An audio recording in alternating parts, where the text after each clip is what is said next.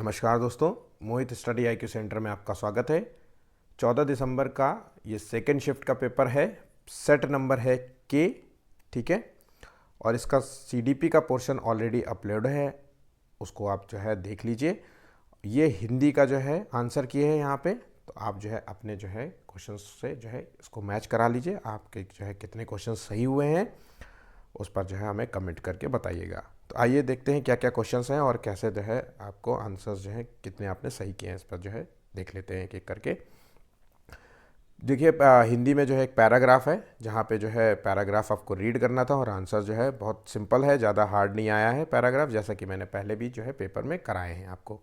तो यहाँ पे देखिए भौतिक मूल में मूल शब्द का प्रत्यय है। देखिए एक शब्द एक क्वेश्चन तो व्याकरण के संबंध में आते हैं, पर्यायवाची बता देना, प्रत्यय बता देना, इस तरीके क्वेश्चन आते हैं। कल पेपर अगर आप देने जा रहे हैं तो इस तरीके से तैयार करते हुए जाइए। मैं फिर से कहूँगा, कल के लिए अभी भी समय है, कम से कम मतलब एक रिवीजन के तौर पे जो है कुछ जो है जो टॉपिक्स होते हैं तो उनको पढ़ के जाइएगा, ठीक है। तो यहाँ पे जो पहला जो आंसर है, सही आंसर है वो है ऑप्शन सी होगा, ठीक है।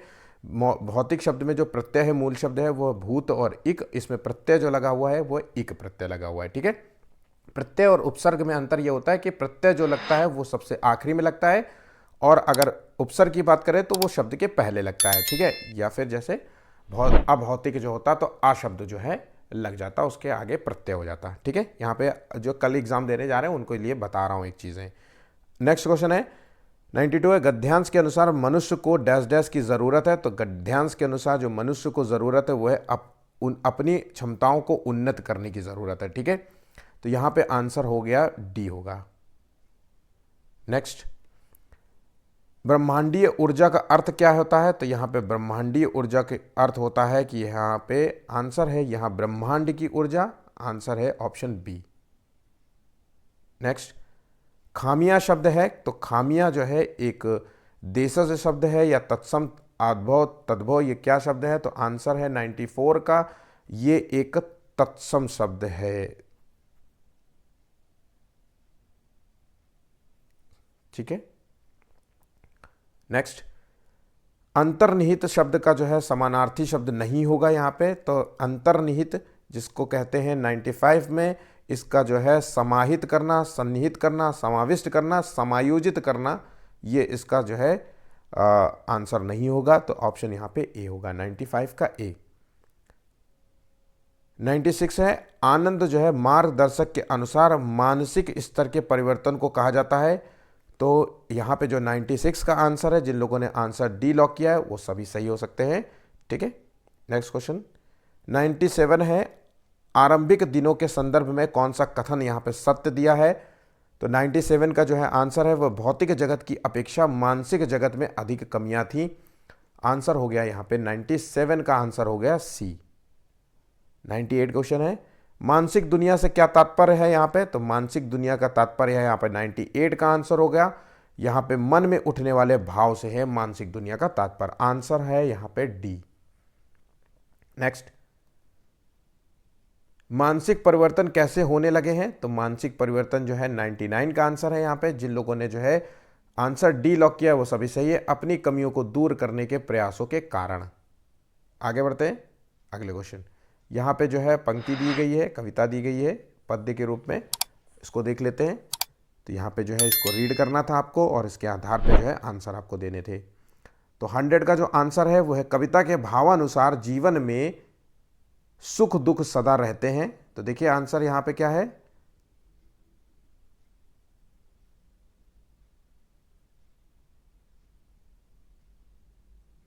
तो यहाँ पे आंसर है ए।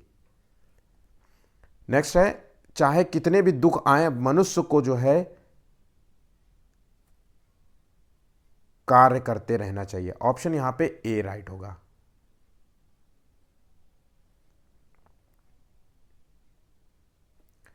समूह से भिन्न शब्द है। तो यहां पे 102 का आंसर है। तो समूह से जो है भिन्न है वो है भिन्न भिन्न, ऑप्शन यहां पे बी राइट होगा। 103 है, जीवन की विषम परिस्थितियों को व्यक्त करने के लिए उचित उदाहरण नहीं है। तो यह है कभी सोना कभी रोना, यहाँ पे ये उचित उदाहरण नहीं है। बाकी कभी आशा कभी निराशा, कभी खोना, कभी पाना, कभी हंसना, कभी रोना जो है ये हो सकता है, ये है। बाकी जो है उदाहरण के रूप में नहीं दिया गया है, वह ऑप्शन ए नहीं दिया गया है। 104 आठों याम के से क्या तात्पर्य है? तो 104 का आंसर है आठों याम मतलब 8 प्रहर होता है। आंसर हो गया सी। जीवन कैसा होता है? तो जीवन कैसा होता है? तो ये आशा और निराशा से भरा होता है, आशा निराशा से घिरा होता है। आंसर हो गया, आंसर जो है यहां पे डी होगा। 106 क्यूमिन की अंतर्निर्भरता परिकल्पना के अनुसार निम्नलिखित में से कौन सी एक दूसरे पर पारस्परिक रूप से निर्भर है? तो 106 का आंसर है यहां पे प्रथम और द्वितीय भाषा में बुनियादी अंतः वैयक्तिक कौशल। आंसर है ऑप्शन ए। 107 का आंसर है, देखिए निम्नलिखित में से कौन सा जो है भाषाओं और बोलियों के बारे में भाषिक रूप से सही है? तो यहाँ पे 107 का जो आंसर है वो है भाषाएं बोलियां जो होती है भाषिक रूप से भिन्न भिन्न है परंतु भौगोलिक रूप से समान होती हैं। तो यहाँ पे आंसर हो गया बी। नेक्स्ट 108 वीरा 7 माह की शिशु है, अब कुछ इस तरह की आवाजें निकालती हैं जिसमें स्वर और व्यंजन मिश्रित है, वो किस रूप में जो है संप्रेषित कर रही है? तो यहाँ पे आंसर है ये इस तरीके का आवाज जिसमें स्वर व्यंजन बबलाना जिसे कहते हैं। तो आंसर हो गया ऑप्शन सी। 108 का आंसर सी है। 109 पढ़ते हैं, निम्नलिखित में से कौन सा अक्षरों और वर्णमाला के स्थान पर शब्दों और लघु कथा सामग्री के आधार पर पठन कौशल आरंभ करने को तर्क संगत नहीं ठहराता है? तो 109 का यहाँ पे जो नहीं ठहराता है वो शब्द और पाठ्य सामग्री अधिक रुचिकर होती है जबकि अक्षर नहीं। तो आंसर हो गया ऑप्शन डी। उत्पादक शब्द संपदा क्या है? तो उत्पादक शब्द संपदा क्या है यहाँ पे? तो 110 है उत्पादक शब्द संपदा, वे शब्द जिनके प्रयोग लेखन और बोलने में किया जाता है। आंसर हो गया, आंसर है यहां पे डी। ठीक है, नेक्स्ट 111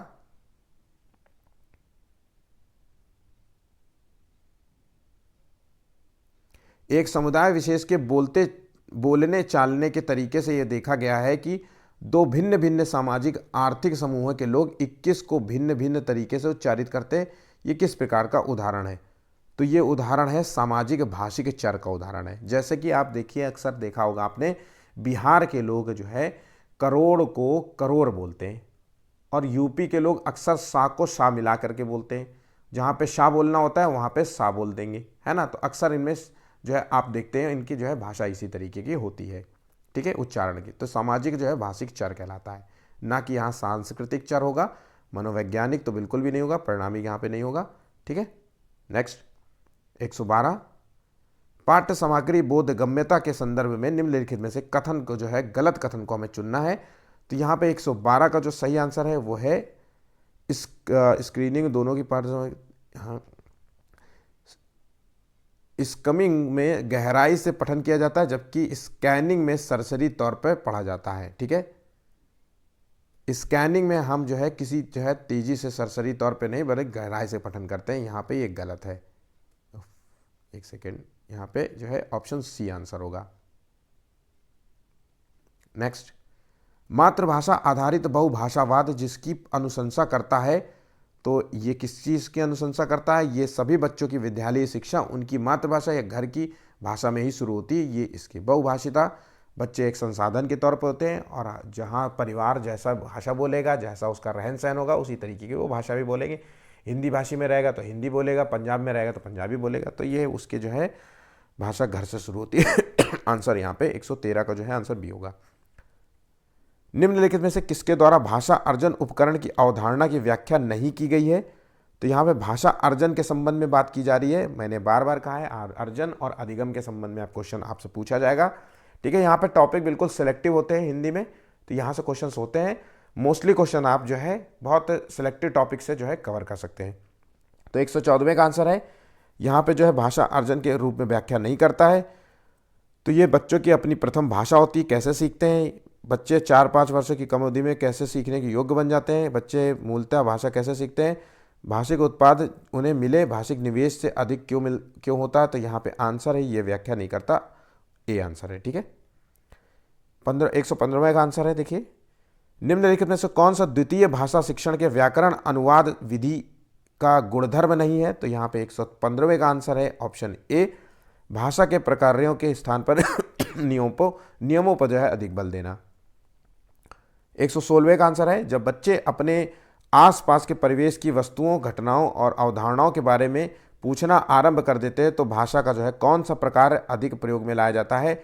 तो यहाँ पे माफ कीजिएगा,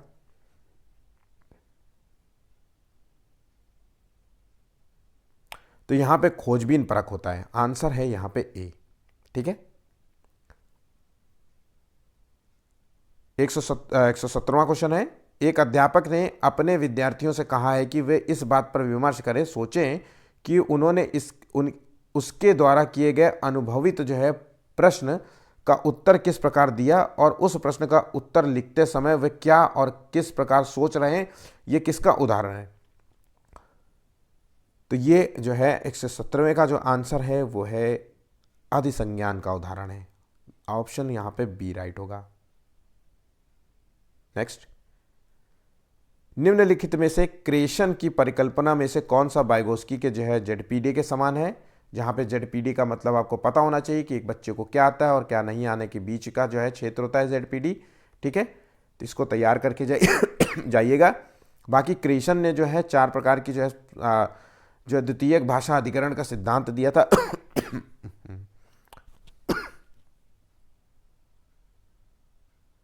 तो यहाँ पे जो आंसर है, मुझे खांसी आने की वजह से मैं धीरे धीरे बोल रहा हूँ, इसलिए आपको थोड़ा सा दिक्कत हो रही होगी।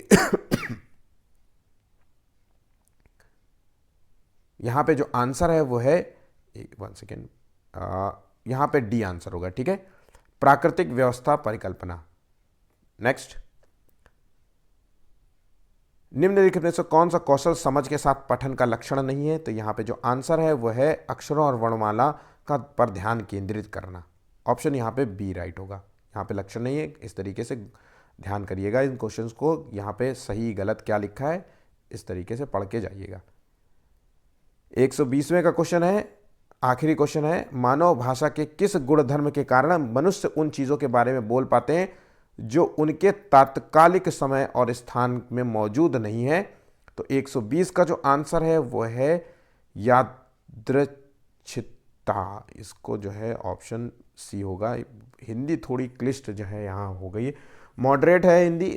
बहुत सारे बच्चे जो है हार्ड जो है, बहुत सारे बच्चों को ये हार्ड लगी होगी।